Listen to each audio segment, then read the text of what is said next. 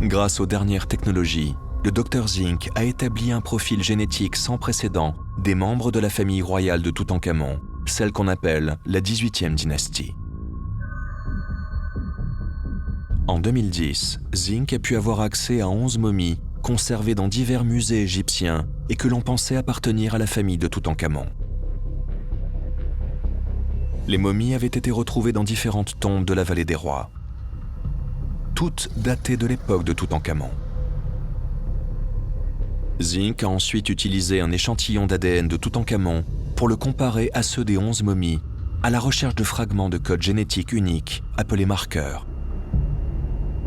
Une fois qu'on a déterminé l'empreinte génétique d'une personne, on regarde des régions spécifiques de l'ADN et on recherche certains marqueurs pour voir combien de fois certaines séquences sont répétées. Les marqueurs génétiques de 2 momies semblent les lier directement à Toutankhamon. L'une est celle de son prédécesseur, le pharaon Honi Akhenaton. L'autre momie est celle d'une femme inconnue gisant dans une autre tombe. Pour Albert Zinc, cela ne fait aucun doute. Il a trouvé les parents de Toutankhamon. Mais ce n'est pas tout ce qu'il a découvert. D'autres résultats révèlent une vérité choquante sur l'arbre généalogique royal.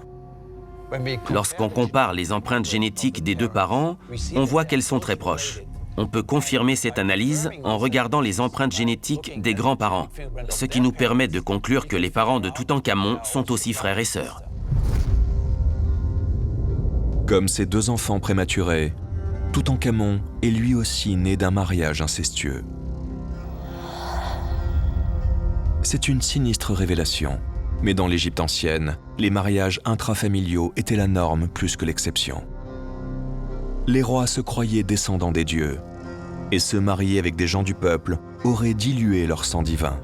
Les mariages restaient donc dans la famille.